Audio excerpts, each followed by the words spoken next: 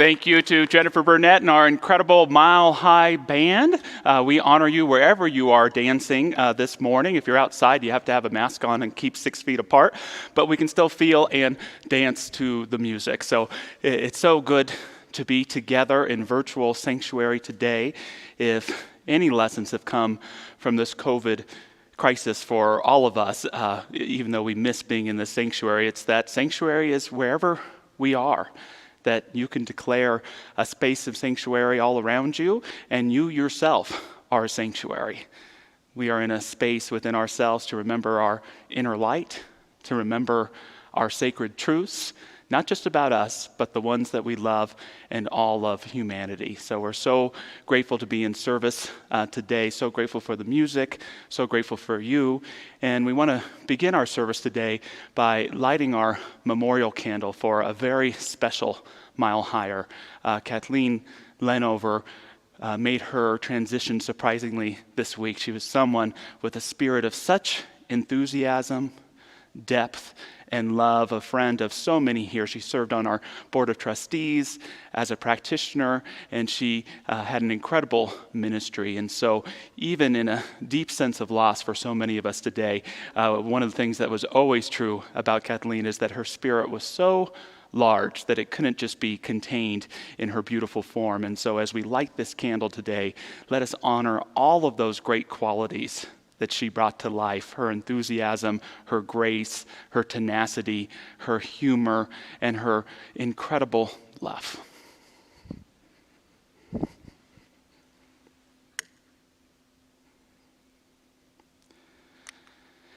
And so as we move into our time of prayer and song this morning, let us hold all of those qualities of Kathleen, recognizing that life is something eternal, an endless circle, and knowing that the legacy of Kathleen's love not only carries on in our hearts, but in greater dimensions, perhaps known and unknown to us. We celebrate her, knowing the arms of Spirit are wrapped around her in her continued journey.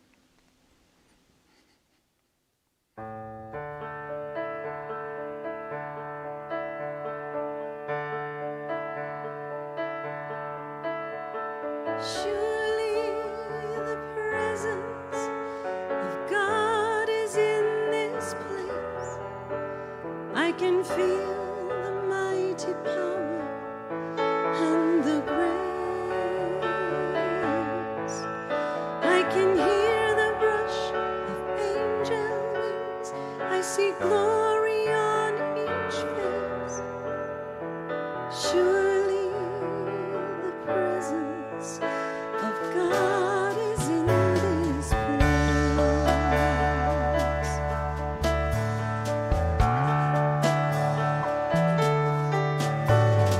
Surely the presence of God is in this place. I can feel the mighty power and the grace. I can hear the rush of angel wings. I see glory on each face. Surely the presence of God is in this place.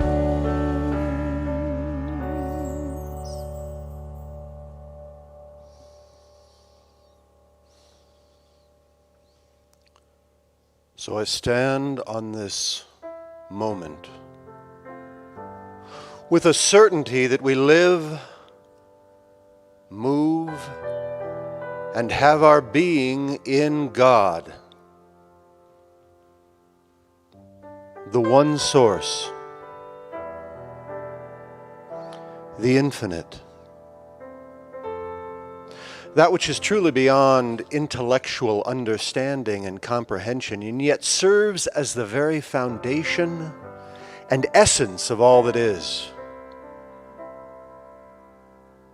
And it is from that certainty that I turn from conditions, turn from the drama and the situations that make up the material world. I set aside the doubts fears and insecurities. And turn instead to the certainty that God is all we are. And it is from that place that I give thanks for this community and for all of those who are in any way part of this community or are touched by this community, knowing that the work that we all do, the intentions we set, the conscience we hold, it matters. And it ripples out beyond this community into the world at large.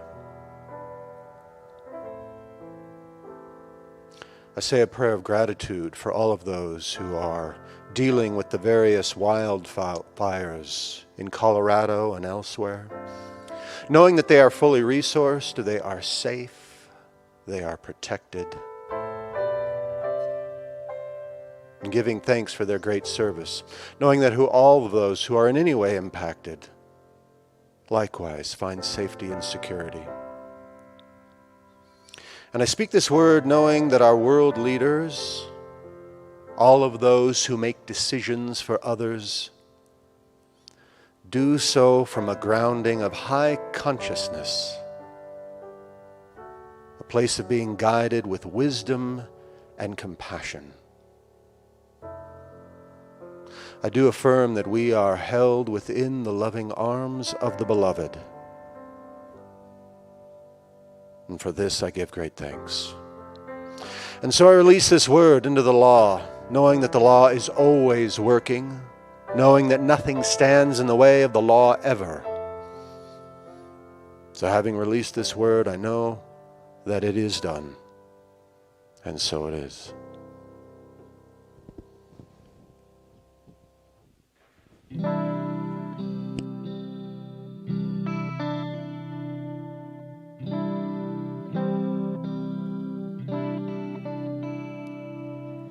Lying in my bed, I hear the clock ticking. Think of you, caught up in circles. Confusion is nothing new.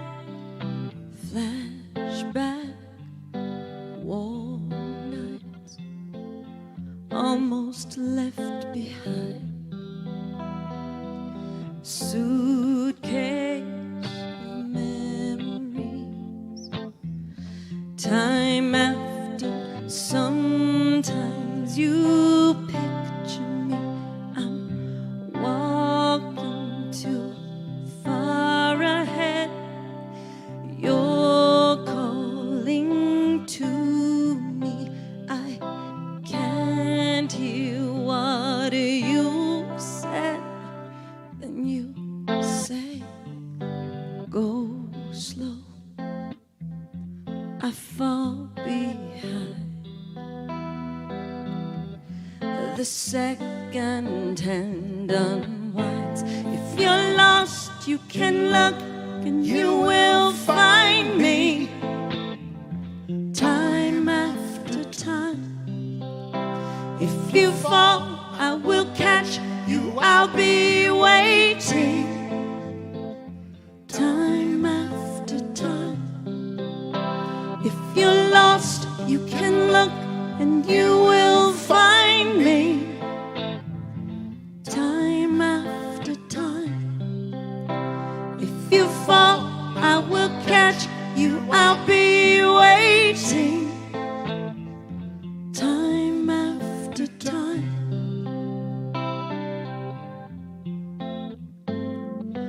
After my picture fades and darkness has turned to gray, you're watching through windows, you're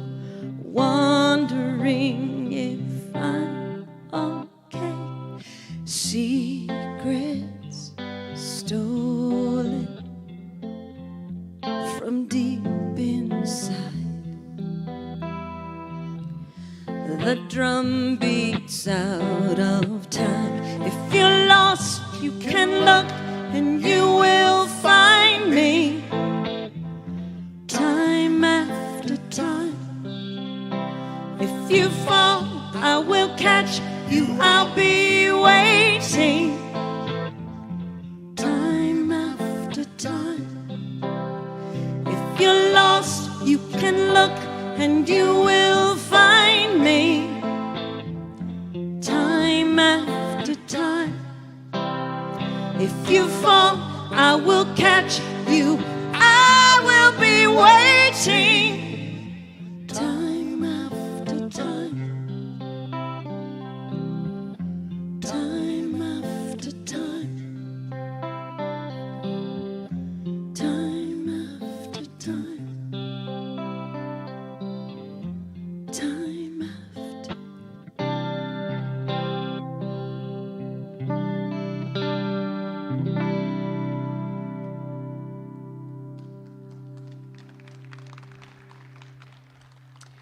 It is such a privilege to share these two beautiful quotes from two powerful individuals, Dr. Martin Luther King Jr.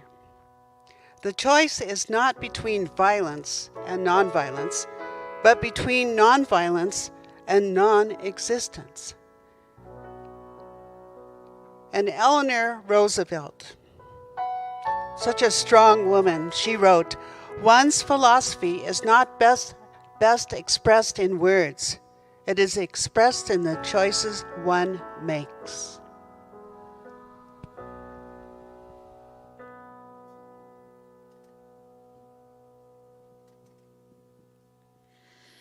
Because you never know where life is gonna take you, and you can't change where you've been. But today, I have the opportunity to choose. Here I am now, way past 30, and I got so much to say. I gotta get this off of my chest, I gotta let it go today. I was always too concerned about what everybody would think. When I can live for everybody, I gotta live my life for me. I've reached a fork in the road of my life. Ain't nothing gonna happen unless I decide that I choose to be the best that I can be. I choose to be authentic in everything I do. My past don't dictate who I am. I choose. I'd have been through some painful things. I thought that I would never make it through. Filled up with shame from the top of my head to the soles of my shoes. I put myself in so many chaotic circumstances, but by the grace of God, I've been given so many second chances. So today I decided to let it all go. I'm dropping these bags, I'm making room for my joy, and I choose to be the best that I can be. I choose to be authentic in everything I do. My past don't dictate who I am. I choose. Because you never know what life is gonna take, and you can't change where you've been. But today, I have the opportunity to choose. Release the guilt about how things happened the way they did, 'cause life is gonna do what it do. And every day, I have the opportunity to choose. Let's hear it, Dave.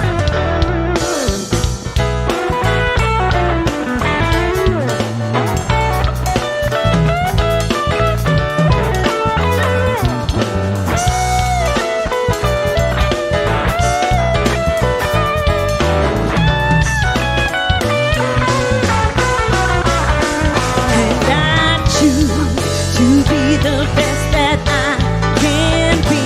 I choose to be courageous in every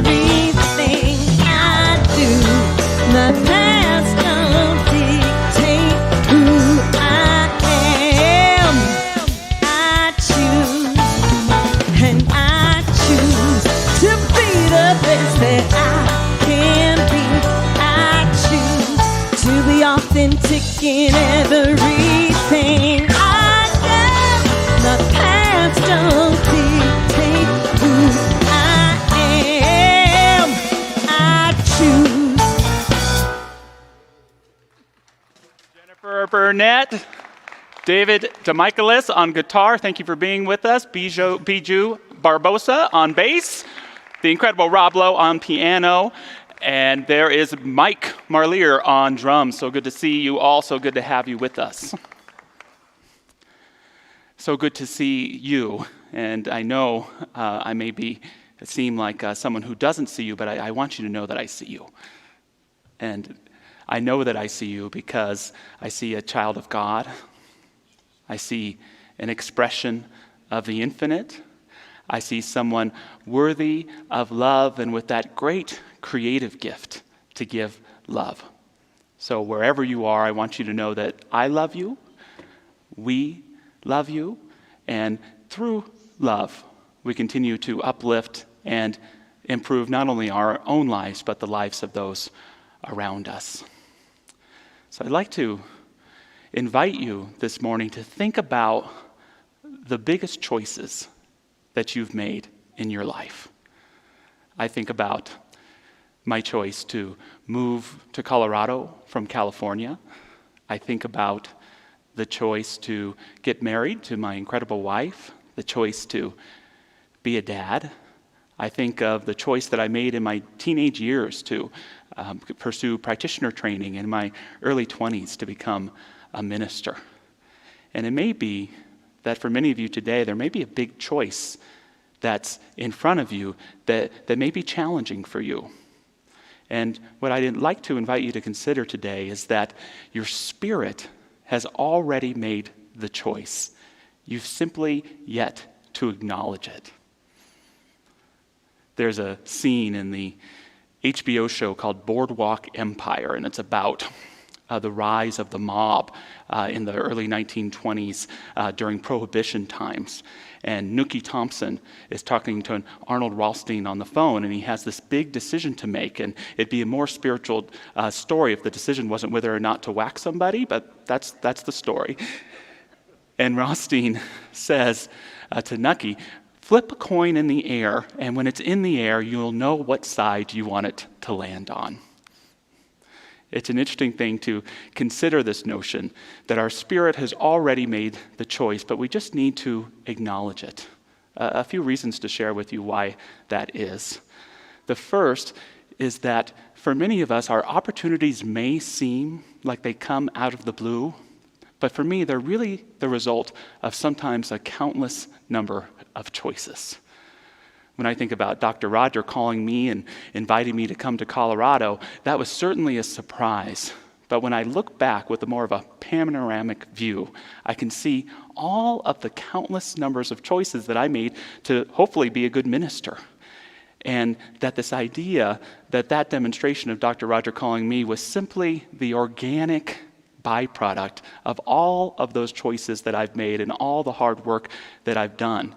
It was a difficult choice for me, but I see now that it was the natural yes based upon the momentum of my choices. And if I would have said no, I would have not honored the momentum of those choices.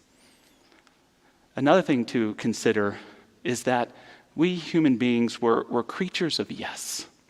You and I were creatures of affirmation. Everything that you and I do has a certain level of yes to it. Every choice we make, every thought we think, every move we make, yes, just like the Police song, every breath we take has a certain amount of level of yes and affirmation. And there are two types of people, we might say. There are those of us who know what we're saying yes to, and those of us who don't. It's a powerful and sometimes humbling exercise for me sometimes to, at the end of the week, say, of all the choices that I made this week, what did they add up to? What did I really choose? Did I choose to be my best self and not get in the way of nurturing false ideas of my lousy self? Did I choose love over fear? Did I choose trust over distrust? Did I choose kindness over being mean? And to be honest with you, sometimes the answers aren't what I'd like them to add up to be. But to know this power of choice is with us is an incredible thing. It's a great exercise at the end of the week, at the end of the month, at the end of the year, at the end of the life. Who was I as a result of my choices? And did I choose to be and become who I wanted to be? See, for me, this is one of the most powerful truths of our teaching, the power of choice. To know that with one choice, you can destroy your entire life. With one choice, one swerve off the road, one negative intention, we can hurt our spirits. We can harm those around us. We can contribute to a world that does not work for everyone. And for some of us, we may look at our lives and see years or decades of bad choices, and we may stop and say, I've dug a ditch so deep that I don't know if I can ever crawl out of it. That's the negative power of choice. That's the fragility of choice and the vulnerability of what it means to be human. But there's another side to it. And that's just with one choice, you can change your life. With one choice, you can take years of bad choices and transform them into the best choice that you ever made. With one choice, you can move from years of practicing fear to practicing love. Years of practicing resentment to practicing forgiveness. Years and perhaps even decades of practicing not love toward yourself, to embracing who you are as the precious being that God made you to be, with just one choice. Now, as anyone in recovery may tell you, it's one choice and perhaps one that you have to make over and over and over again. But that's how creative you are. That's how creative I am. That through this power of choice, we can consciously co-create our lives with Spirit. But do you know what deep down in your heart you're saying yes to? And I am saying today that deep down yes, that total yes in your heart should be your guide in any decision that's before you. One last reason why it may be true that our choices are made in spirit before we acknowledge them is the danger of not choosing. See, sometimes we think of choices as yes and no, thinking that yes is positive and no is negative, but that's not true. Yes is positive, and a no can be incredibly positive and powerful. But there's a great danger in not choosing. We forget that not choosing is a choice in itself. It's a choice of inaction, where I say, as opposed to making my life with choice, I'm going to leave it to chance. And when we do that, good luck. But I know when we do that, we're not choosing from our deep empowerment. We have to remember that when we know what our total yes is, what our heart's yes is, in the end, it doesn't matter what we choose. It's all about what we choose from, the spirit that we bring to our life. I love something that the great General George Marshall is said to have said at the height of World War II. I've had to train myself never to worry about a decision once it's made. You worry before you make it, but not after. You make the best judgment you can about a problem, then forget it. If you don't, your mind is not fit to make the next decision. So thinking about all of the choices available to us in our lives, I want to bring us to a place of making those choices with clarity and consciousness of the heart, power, and truth of who we are. Of all the questions that I love thinking about from time to time, one of my favorite is that simple question of, if you had $1 million. If you had a free $1 million right now, what would you spend it on? Would you take a trip when the COVID stuff dies down? Would you buy a house? Would you give a little money to the church? Thank you. How would you spend that $1 million? And what I love about that question is as I fantasize and imagine all the ways of spending that money, I start to actually feel as if I have that $1 million. I feel like $1 million. I have that $1 million feeling. I can feel the hairs on my wrists stand up right now. But there's another question that's just as profound and exciting for me. The question is, if I had 1 million choices, if you had 1 million choices right now, free choices, what would you invest them in? What would you spend them in? I'm actually going to invite you to write it down or say it out loud or put it in the chat on our Facebook or on our YouTube. If you could choose one thing to invest that 1 million choices in, what would you invest them in? And for me, unlike the fantasy perhaps of having $1 million, it's easy for me to think that I have 1 million choices. In fact, I know I have 1 million choices. And I can't not imagine investing 1 million choices into one thing and not making significant progress in the achievement of that goal. So what would you invest your 1 million choices in? Maybe in writing a book, starting a business, maybe in being a better partner, a better parent. Maybe you'd invest them in greater self-care and your own spiritual growth. Maybe you'd invest them in creating social change and evolution in your community or even in your country. You're that powerful that you can invest 1 million choices. See, people don't just decide to be great at something. It takes often 1 million and more choices to do that. Keith Richards wasn't born a great guitar player. He had to invest 1 million choices into becoming the great guitar player he is. Toni Morrison wasn't born a great author.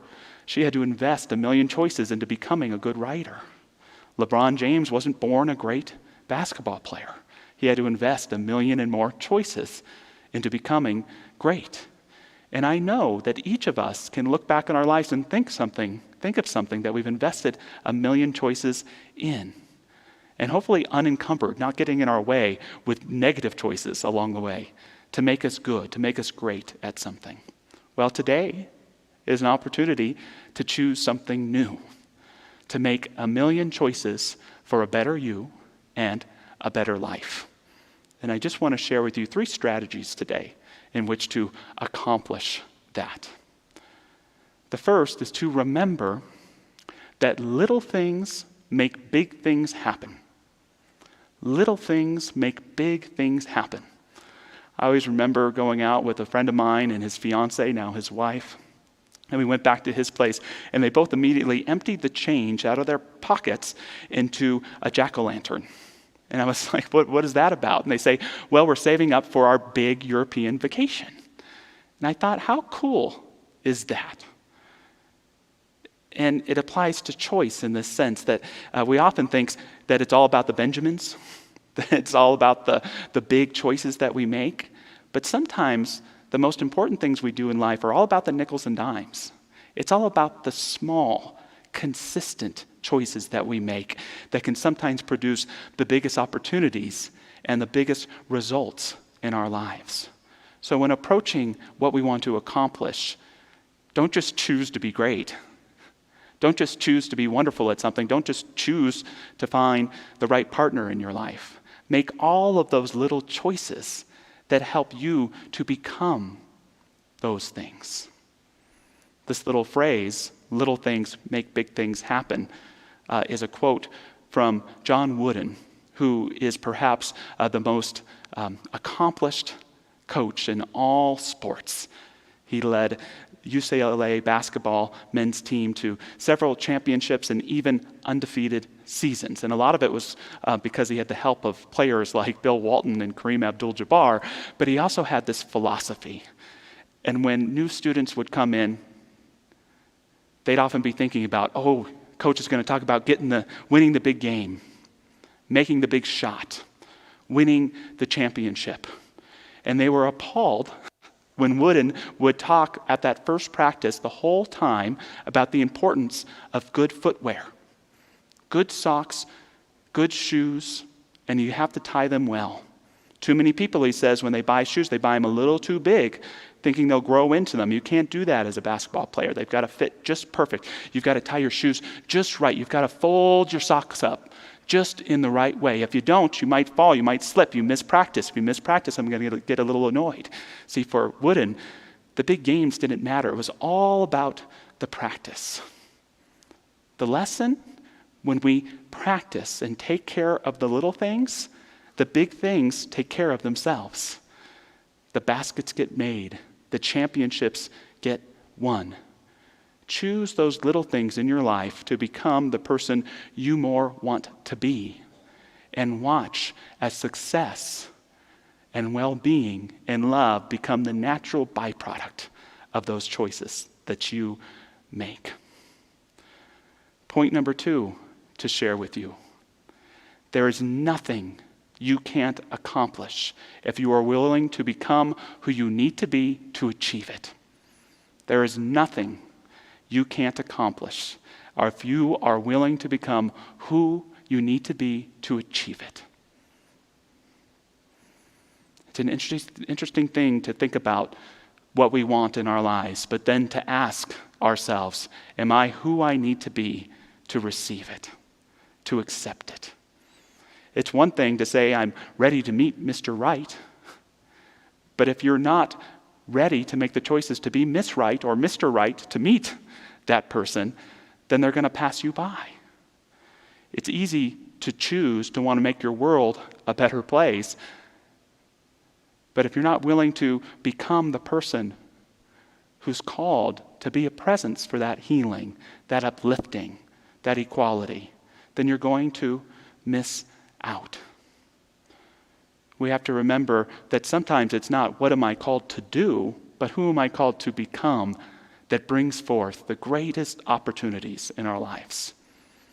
I love the story of Clarence Jones, a great civil rights leader who didn't want to work initially towards civil rights. He had become, in the early 1950s, an attorney, and he lived in Southern California, and he was achieving some great success, and he bought a house with his wife, and one day a call came on the phone from representatives of Martin Luther King Jr. saying that King would be in Los Angeles soon and would love to meet with Mr. Jones.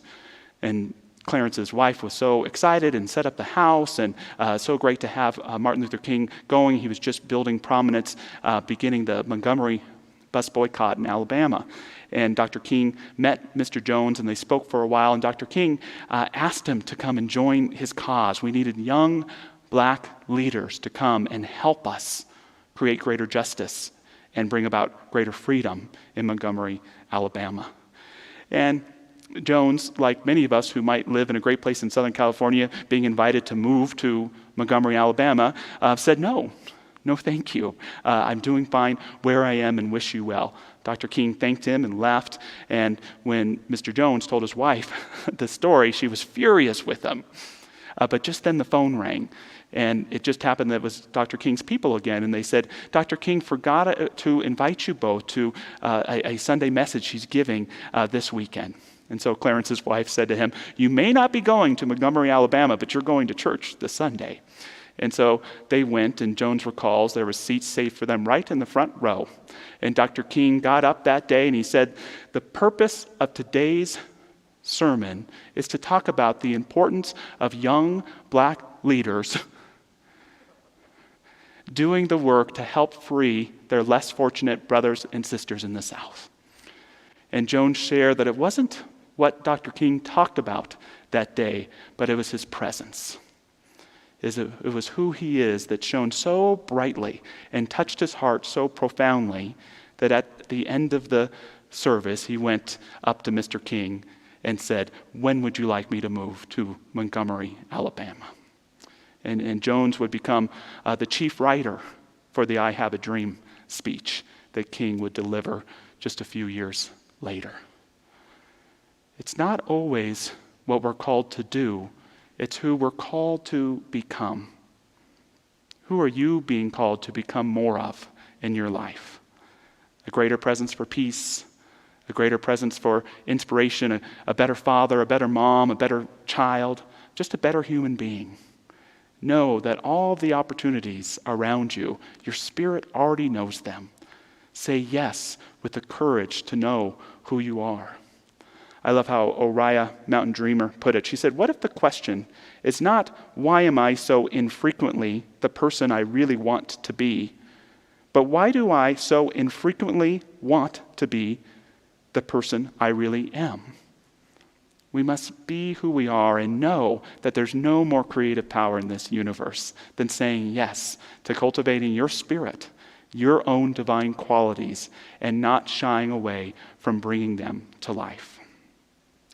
One last strategy point for us today, and that is, don't wait for your good. Engage with your good. Don't wait for your good. Engage with your good. Whether you know it or not, there is so much good all around you and all within you right now, ready to be cultivated. One of the greatest mistakes in life is to be waiting for something good to happen so you can finally be who you think you ought to be. Don't wait. Don't wait for Mr. Right or Miss Right to show up. Do that work to be Mr. or Miss Right yourself. Don't wait for social change to happen because a politician you want to get elected may get elected. Do your work in consciousness and choose it now. Don't wait for something to happen to make you happy. Choose that happiness now and know that is the greatest creative power in your life, to apply your spirit to the choices you make in your everyday life. The rest takes care of itself. That's all we're called to do, is to be and become that which we really are and to apply it courageously, tenaciously, and with that deep and profound gratitude that knows we are here for a purpose and for a reason. Sometimes I ask myself, I invite you to ask yourself today as well, what would your last choice be? When you're saying goodbye to this thing called life as you know it, what would be the last choice you'd want to make? Your final choice. I think mine would be to let the people I love know I love them. I think my last choice would be to express the immense gratitude for the mystery, the grace, the love, and even some of the pain of it. Whatever that last choice is for you, why not make it today? Why not choose it right now? To let the people you love know you love them. To fearlessly forget other people's judgments and step into being the profound you that you are. To live in the gratitude that you have for the whole of life and your little piece of it today. And I promise you, if you keep making that choice over and over and over again and let it be the key influence in all the choices you make, the big ones, where to move to, what job to take, the little ones, what's breakfast cereal to have in the morning. Choose it from that deep knowing of that final choice within you, which is the choice to become that which you truly are. So just moving into prayer this morning, I invite you to join me. Simply knowing and affirming right here and right now the presence of a deep spirit and a deep love.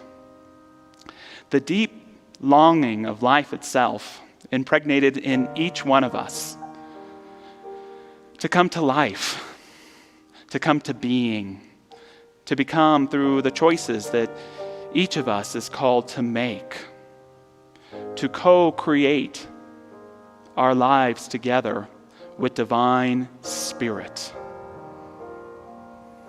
Oh, it is so the truth that life is not something created, but something creative.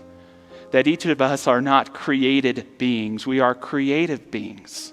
And so the choice is ours right here and right now to co-create together with our Maker, with divine love. Let us co-create healing for ourselves and others. Let us co-create prosperity for ourselves and others. Let us co-create forgiveness of the past for ourselves and others. And let us co-create a right now and a future that meets the promise of our hearts, that reflects the deep knowing of our soul, that allows us to embody not what might be in our heart of hearts, but what we are called to become in each area of our lives. May we hold in this prayerful mile-high consciousness we cultivate together anyone who we may seek to have a greater experience of divinity, of healing, of well-being, of prosperity, of harmony. And let us hold our own self-image there as well, knowing that the divine power doesn't need much to get in, just a little opening, just a little bit of yes.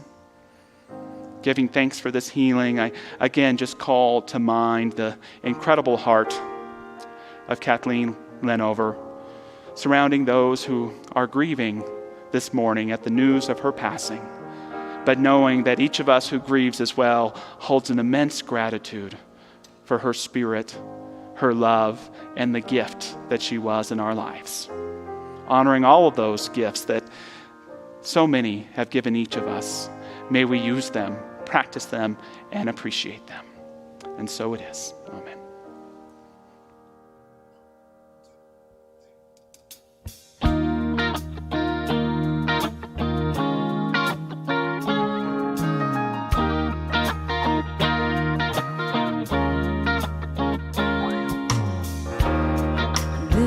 Freedom within, there is freedom without. Try to catch the deluge in a nickel cup. There's a battle ahead, many battles are lost, but you'll never see the end of the road while you're traveling with me. Hey now, don't dream it's over. Hey now, when the world comes in, they come to build a wall between us. You know they won't win.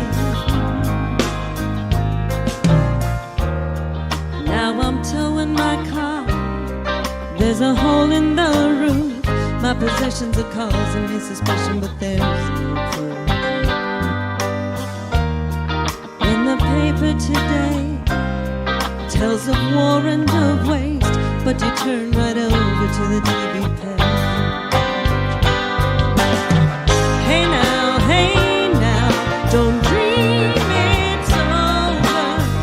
Hey now, when the world comes in, they come to build a wall between us. You know they won't win.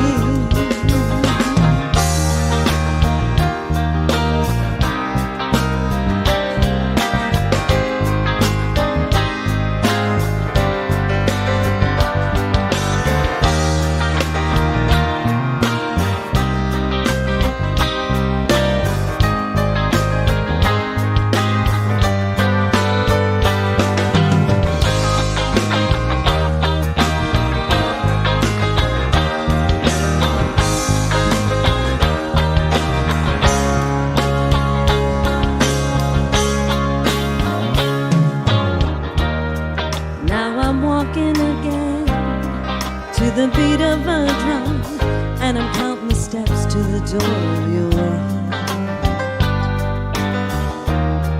Only shadows ahead, barely clearing the roof. Get to know the feeling of liberation and relief. Hey now, don't dream it's over. Hey now, when the world comes in, to build a wall between us. You know they won't win.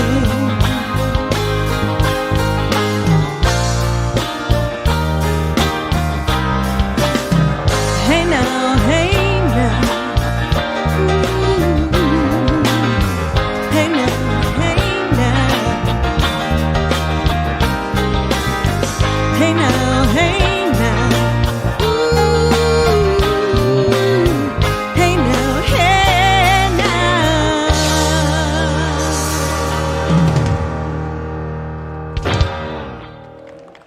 Hey now, hey now. Thank you, Jennifer Burnett and Mile High Band. I want to remind you today that even though we're not back together on campus yet, that our practitioner prayer partners are here for you, that you can go to a Zoom room as soon as the offering is over and connect and get prayer from a practitioner. You can still send an email through our website to receive prayer. And these incredible practitioners are also available for one-on-one sessions. What a great choice and gift to give yourself is just an hour of time. It's just a love donation. And there are folks out there that want to spiritually support and uplift you. So take advantage of this rich Mile High resource that's here for you. And we're so thankful for our practitioners. I do want to acknowledge that you can probably hear some of them clapping, that we're getting back to church slowly but surely, practicing our new procedures. And our board of trustees, many of them are here with us today. And while they're here, it would be a mistake to not acknowledge them for all their incredible service, helping to guide us through so much right now. We're so thankful for this incredible board, their partners, many of whom are past board members, and just so grateful for all that they do. And so just as we move into our time of offering, thank you for supporting Mile High Church with your financial gifts. Thank you for seeing it as an important part of your life.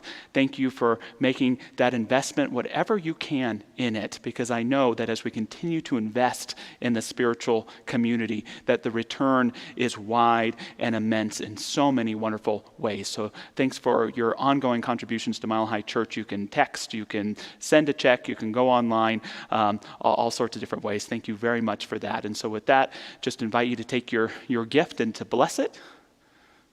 And let us say our affirmation together. Divine love, as me, blesses and multiplies all that I am, all that I have, and all that I circulate. And so it is.